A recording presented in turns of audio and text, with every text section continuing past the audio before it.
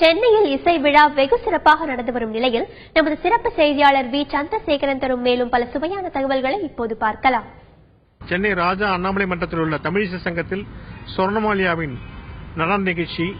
இவர் தனது நடன நிகழ்ச்சியை பரதநாட்டியம் என்று கூறுவதில்லை, சதுர் கச்சேரி என்றே கூறுகிறார். சதுர் என்பது பரதநாட்டியத்தின் பழைய பெயர்.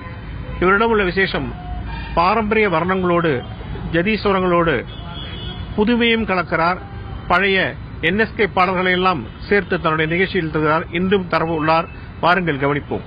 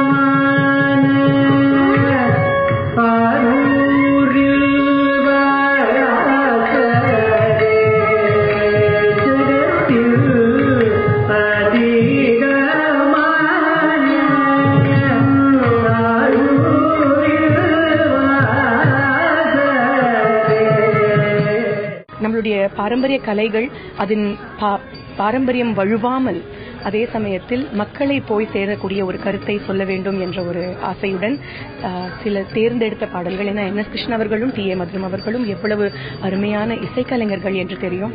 அவர்களுடைய பாடல்களை எடுக்கும் பொழுது இந்த மேடையில் அதன் பாரம்பரியம் வழுவாமல் செய்யக்கூடிய ஒரு அருமையான வாய்ப்பு எங்களுக்கு கிடைத்திருக்கிறது. இந்த வருடத்திலிருந்து இது ஒரு புதுமைன்னு சொல்ல முடியாது, என்னுடைய மனசுக்கு சந்தோஷமாக இருக்கக்கூடிய இந்த விஷயத்தை நாங்கள் சதுர் நிகழ்ச்சியில் இந்த வருடத்திலிருந்து செய்ய முன்பட்டிருக்கிறோம்.